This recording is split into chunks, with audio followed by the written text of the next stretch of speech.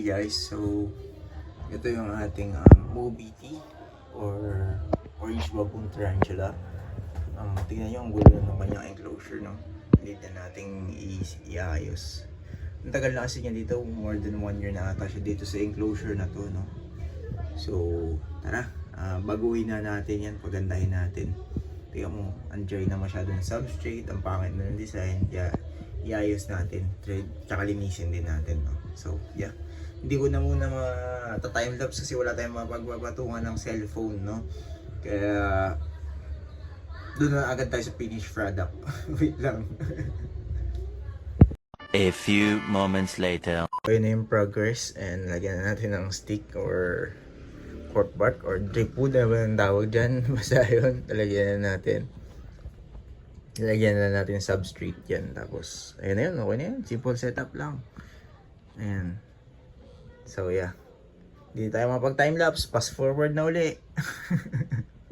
2 hours later. And so, ayun na to. Ito na po yung finished product. Kalat ang putik. Ayan na, yun yung finished product ng ating paglilinis or pag-remodel ng enclosure ng ating OBT, no? So, lipat na natin siya. Lipat na natin yung ating OBT. Balik na natin siya sa kanyang enclosure. Yung aso ko. Ayan yung OBT natin.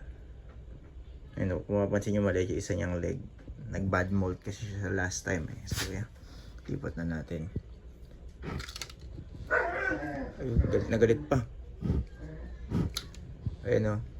Kaya din tawag din silang orange bitey tingy. Ayun, o. Galit na galit. Hindi man po sila aggressive. Defensive lang sila. Yun. Ayan siya. Prone kasi sa bolting yung ganitong species. So, yung mga baboon, yung mga barber, yan, prone sa pagbobolt yun. Ayan na siya. Ganda, di ba? Isara natin at baka mag-bolt palabas. Mahirap pulihin to.